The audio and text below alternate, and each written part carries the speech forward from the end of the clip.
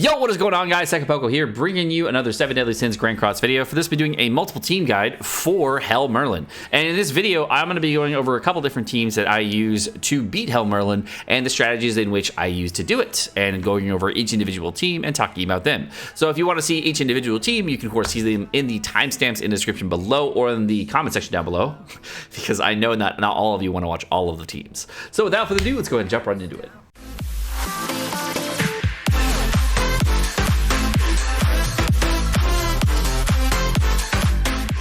All right, guys, so for the first team of the day, we are going to be using a completely free-to-play team. This team is going to rely on Hauser, Red Ellie-Hawk, we're going to be using Jericho, and we're going to be using Twiggo. Now, I'm using attack food because that makes it... I've tried it with HP food and defense food and attack food, lifesteal food, regen food. Attack food seems like the most consistent. It really depends on what you want. I mean, I don't know where your gear sets are lying and all that stuff, so it really depends on your whole account as a whole. Of course, now all of these units are completely obtainable on any account in the game, and if you don't have them built out, obviously you can, and it's not my fault that you haven't. So it is totally, completely doable for every player in the game, and it is not relying on your pull luck. So first off, we got Hauser. He has attack and defense gear right now. Then we have Elizabeth with attack and defense gear as well. We have Red Jericho, attack and defense gear, and finally Twiggo, which is HP and defense gear, I believe. Maybe attack defense, I don't remember. But he's there specifically to give the buffs to the team. So let's go over the passives for the team. First off, we got Hauser. Hauser is going to provide an 8% boost to all humans on the team, which means that all humans on the team are going to get an 8% attack boost, defense boost, and HP boost. Liz is going to provide a passive that's going to heal anybody on the team that gets hit by 10% of their maximum HP. Then we got Jericho boosting all red characters' attack skills by 10%. And finally, Twiggo boosting all HP skills of red characters by 30%. So we have a lot of units boosting each other. The only thing that's not really being boosted the most is the Red Liz. And we get comments in the people from chat saying, hey, why aren't you putting Red Liz in back? And I tried it, didn't like it. So I used Red Liz in front. So let's try it. So have you seen so much music people with the jukebox update? I have seen that, and I do want to try out making some music. It sounds fun. Let me close Discord. Maybe I'll get better CPU frame rates and all that. I've only dropped 33 frames, so I'm assuming my shit's really good right now. So we'll see. Yeah. Yo, XJ, what's up, man? How you doing? Alrighty. So popping into the first attempt here. Hopefully it goes well. C-Man, welcome to the stream. How you doing? I'm going to just try my best here. And the strategy on every single team that I'll be using tonight is kill the fodder. That's it. There's nothing else to it. Just kill the fodder.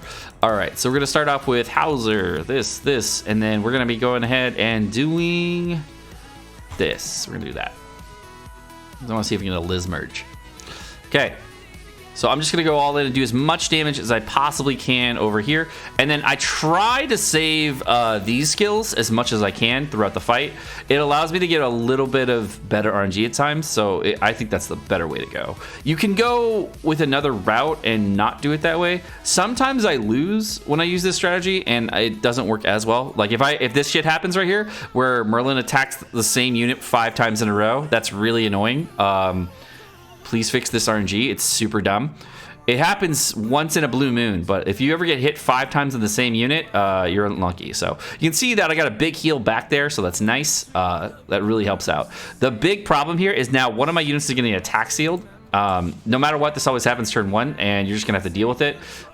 I typically am just going to go for an all-in right here, and I think I'm just going to use this bleed right here. And then I'm going to try to get some other hits in here. We're going to do as much damage as we possibly can here. We're going to take a big hit next turn. It's going to be nice to have a heal here, so that's good. Now, the unfortunate thing on phase 1 is you're never going to have an ultimate up, but, you know, do what you can. Right, so we got attack reduction on our Jericho. Hopefully she doesn't get hit by the attack seal, which would be really bad.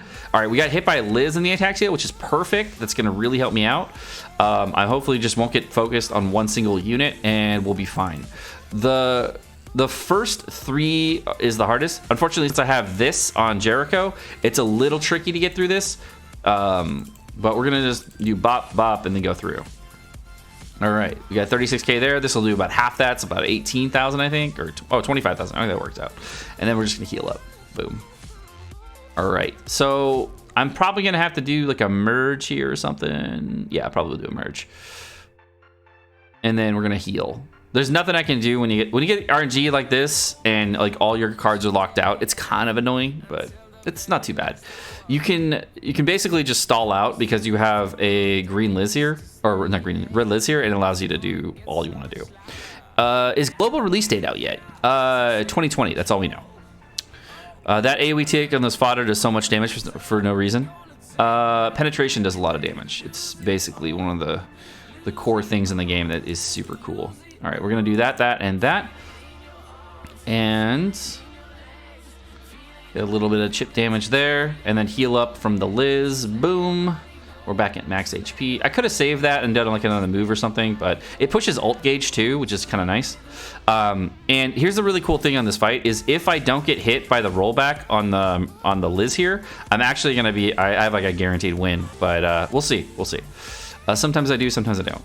Oh, we got an ult rollback here, and I think she's gonna do a buff. Cool. Okay, so now luckily, since we have red Liz in the front here, one of the reasons I like having red Liz in the front is because sometimes you get this ult off, and the ult is actually going to do heal over time. So now I actually don't even need to worry about healing for the rest of the fight. So I'm just going to do this, and this, and I'm basically I've won at this point. So it's a very, very nice strategy to get through this first part here, because if you end up boosting your own ulti and then just bringing down the enemy units, now you have a heal over time on all your units, and you're just going to be able to just flow through this real quick. So for the remainder of this boss fight, all I have to do is just walk through the fodder. This is a brief explanation. Each one of the fodder, what they do is they have 164,000 HP. Each of them is very strong, is going to rotate between two skills. The first skill is they are going to do a debuff attack that also cleanses your units, which plus a poison on your units. And the second thing they're going to do is one of them is going to pop a debuff, which is going to seal debuff skills as well as healing skills on your units. These two things put together are then going to boost the attack of the enemy unit, which has a weakness ability. So the second attack that's used on that turn, which is from the other fodder unit, is an AoE attack that has weakness. So it's going to do double damage or more to characters that have debuffs. But once you have them down, the fight's very simple and you just walk through it.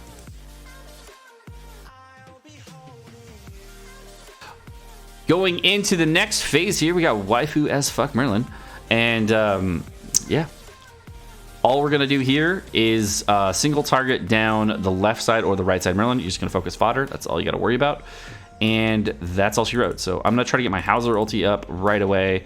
If Hauser gets targeted, there's nothing I can do. But if he doesn't get targeted, then we're gonna be in a really good spot.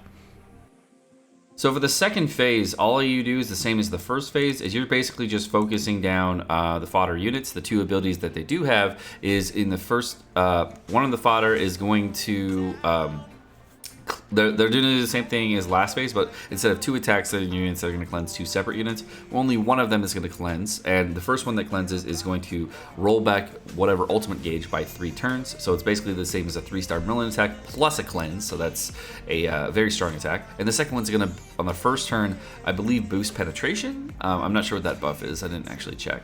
And then the second thing is going to do boost attack, and it does it every single turn, and it rotates between the two. On the second turn, the fodder are going to switch roles. So one of them is going to do the cleanse, the other one's going to do the buff, and they just keep ping pong between the two. The main boss basically is just going to have red SSR Merlin skills. There's nothing else you have to worry about for that, but you have to kill the fodder before you kill the Merlin, because every time you do kill one of the fodder on the side, you are going to lower the boss's maximum HP by 40%. So the boss originally starts at 1.77 million, and this cuts their HP significantly. Or do we need to keep going, or am I close enough? Because I'm pretty sure this does all her HP.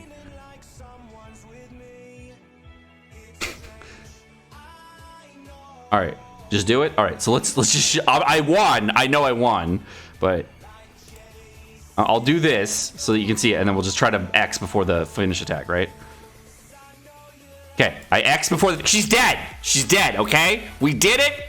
Confirmed free-to-play team wins, okay? Everybody happy? We won. Okay, let's X out the game. Next on the team list, we're going to be doing the recommended team.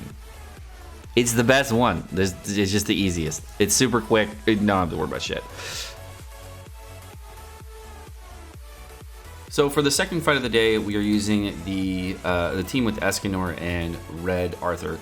Honestly, this was the team that was most posted in Discord as a clearing team, and I think it's the closest team to what everybody has as far as characters built out and everything. So the key for this team is the same. It is a little bit different than the first team we used, but overall, all we're doing is boosting on Gother to get higher scale rank attacks and then killing each of the fodder. I have an attack set on my Gother, which is really helping with some AoE damage here, but typically Escanor single targets what you're using to bring down the bosses. If you want to, what you can do is you can actually save an Escanor 2-star attack from his second ability, and that will of course cleanse one of the shields off an enemy that you're trying to focus down. This might give you a little bit of extra damage and help you out through the first phase. Really depends on what your team set is looking like. But overall, this is a pretty fast team, so you should have a little bit of an easier of a time. My Arthur also has an attack set, but what I do here to make this really easy, and this is what I'm going to be doing for a lot of the teams going forward, is I rank up on Arthur and try to get a 3-star Arthur in order to get myself the debuff immunity. Now, the two main abilities that are very, very helpful to have in this fight are Burst as well as debuff immunity, and that's why a lot was the pullable unit for this fight. And the other unit that you can use, of course, is Arthur, and Arthur is probably a way better unit because I believe a lot's debuff immunity is based upon her ultimate, and that's really hard to get off on any phase. So overall, I think just Red Arthur is a better unit than a lot, but you know, I could be wrong. I haven't used her yet, so we'll see. In the second phase, what I really did was I just focused on the enemies just like the last fight and brought it down. The nice thing about this team in particular is that with the debuff immunity, you can see I get frozen on units that already have a debuff immunity, so I really don't have to worry about much, and I can actually just burn through each of the individual fodder and making it a very simple fight. Escanor's also ultimate debuff immunity makes him a little bit more valuable in certain times so that you can actually just burn through things that you want to. But overall, it's a pretty fast team, pretty safe team. I don't know if I would recommend it for everybody, but it is a good team.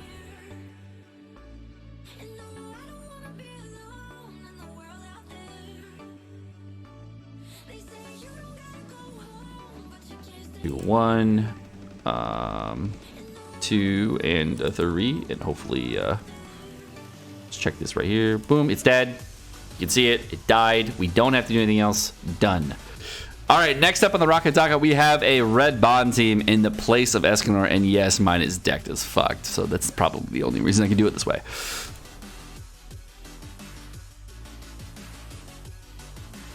All right, for the third team of the day, we're going to be using a Bond team, and the thing that was brought up is, why do you use Red Bond? He can't use his weakness attack. Well, everybody that I've talked to always says that, and I go, okay, that's great. I mean, that's the reason you use him in that content. I mean, but Red Bond has 2 abilities. The second ability that Red Bond has is he's able to D-rank skills, and his skill D-ranking ability doesn't do the most damage, but it does a sizable amount of damage. Bond has really good base stats, and he can get a UR set right now. So there's a lot of people that have started building out Bond, and because of that, I wanted to bring in Red Bond because it'd be a fun thing to do. And I just started working on my UR gear for Red Bond as well, so I was hoping to see if I could get a little damage on this and clear it with Red Bond. And in fact, he was actually the first unit I cleared this with.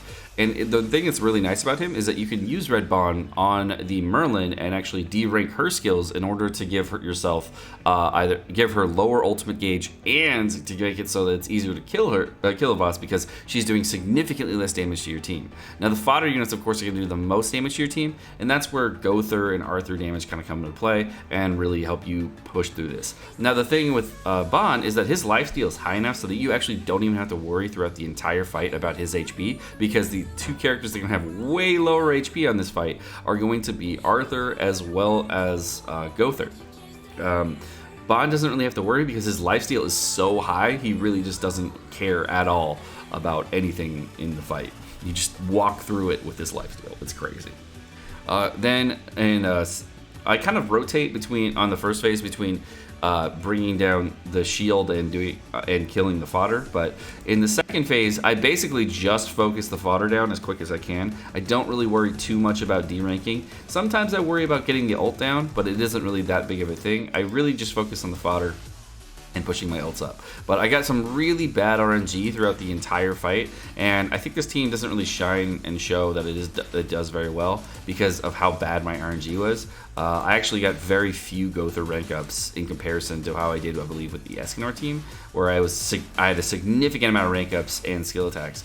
But this time around, I had like almost none, and it was really funny. I think we got Merlin to like a 7 stack, or no, 6 stacks on her first phase, which was really funny. But I actually get her the way higher stacks in other runs, which is really fun. But overall, the fight is fairly simple, and you just blow through it just like you would with Escanor, and there's not really too many differences.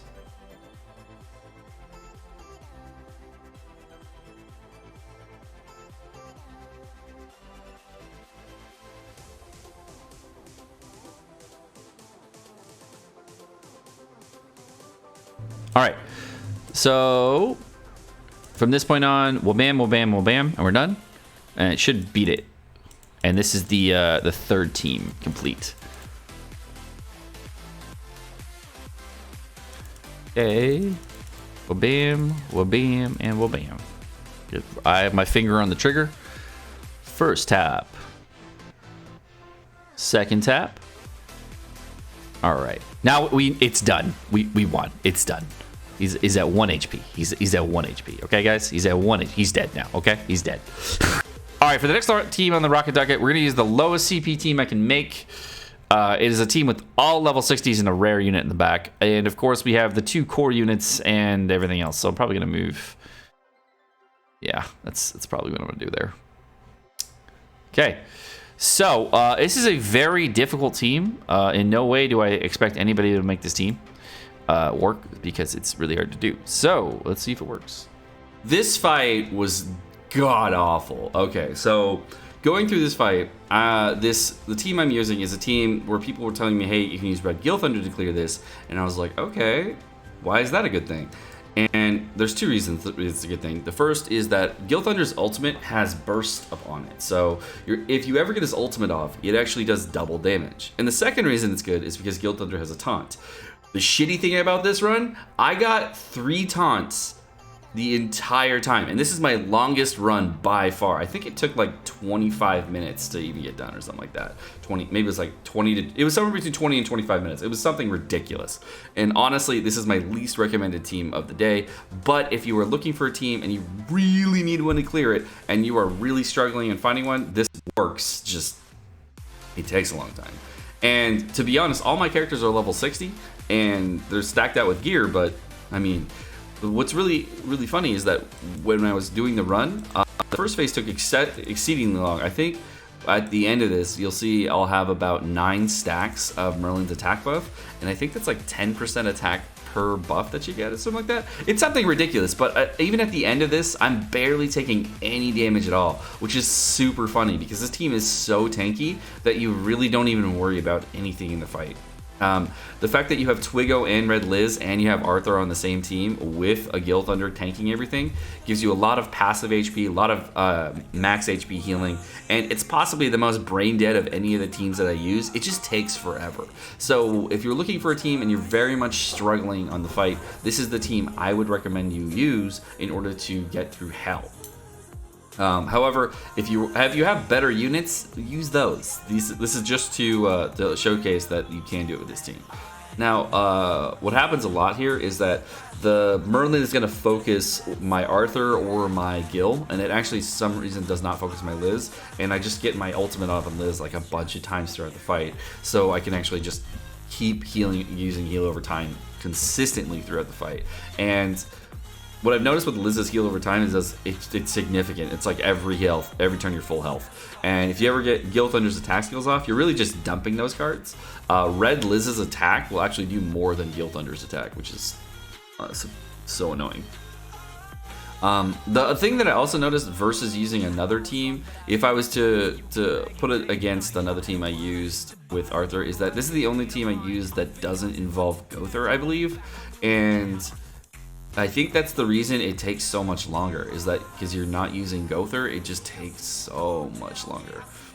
But I don't know if this team can complete it without Arthur and then put it in Gother instead. I have yet to try that. I don't know if it'll work. I think I saw people trying something similar, but I don't know if it did work. I did see people running Gil Thunder with Hauser and Arthur together. I didn't want to try that one out because after I tried this team, I was like, nope, I'm done. Nope, not doing that. No, that sounds terrible. So try that at your own peril. It seems very lengthy. When we're going to the second phase finally, because it takes forever to get there, it goes way faster from this point on. Basically, all we do is kill the fodder and done. And it's really nice because this is where the debuff immunity really shines from Arthur, and that's where he starts really carrying the rest of the fight. So I think from this point on, it's just much easier. But overall, it was really, really annoying until this point.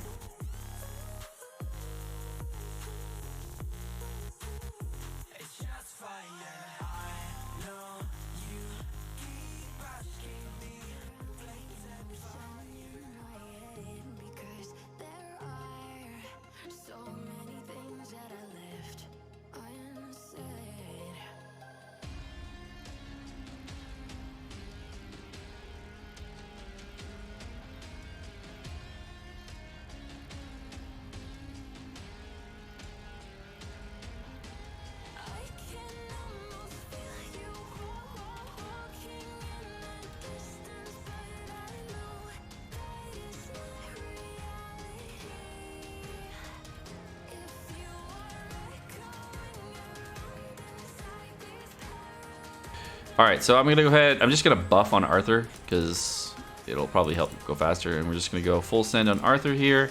And I think this is it from here, and we're done. Let's go see. Boom, we got it. Easy claps. Next team done. All right, next up by viewer request, we got a Helbram team. I don't know if this team fucking works. Let's go find out. All right, the final team of the day was just from somebody who was in chat that was asking me a lot today. Hey, can you use Helbram? Can you use Helbram? Can you use Helbram? And I really didn't know what the Helbram team was because I haven't used Helbram in a long time. So I decided to use this Helbram team and just burst through it. And I tried a different strategy instead of killing fodder this time around. I actually just went straight for Merlin. And this was, surprisingly, it was the fastest team I used all day because I just went straight for Merlin. Now, I don't know if you can do this on every single version, but I do know that you can go straight for Merlin on the first phase. And obviously on second phase, you have to kill the fodder because that's the only way that you can, you know, kill the normal Merlin. But for first phase, just killing Merlin straight up was actually really efficient. And anybody with ult gauge rollback, that might be a recommended strategy to do, but I don't know if I would do that with the Bond team. It seems kind of sketch to go that way. But for the second phase, it's the same as before. You're basically just using the Arthur debuff immunity to get through it. And then you have significantly higher damage because of Helbram's damage output. You're doing more damage than you were with Escanor, and you give an ult gauge rollback, which really prevents the boss from ulting you if you want to use that way. So it's a really efficient team, and I was very pleasantly surprised that it worked this well. Between the first and the second phase, though, I did get some really good RNG, so I don't know if this is going to happen for everybody, and I don't know if it's going to be consistent, but maybe it's just a really good run. So let me know what you guys think about this Helbram team, and let me know if you guys have better teams that worked a little bit more efficiently, and if you have versions or strategies that may work better.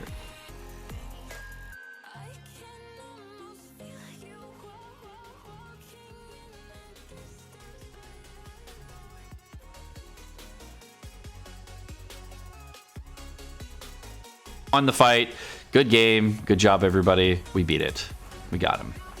Team 5 completed. All right, attack number 1, boom. Attack number 2 should bring him down. Just get the bam, he's dead. Awesome. So that is the 15. All right, guys. Well, my name is Esca. Thanks so much for watching. Hope you guys enjoyed the video. If you guys did enjoy me doing multiple team guides for a certain specific super boss, let me know in the comment section down below, and I'll do more team guides like this in the future. But thank you guys so much for watching. Hope you guys enjoyed the video, and have a great rest of your day. Peace.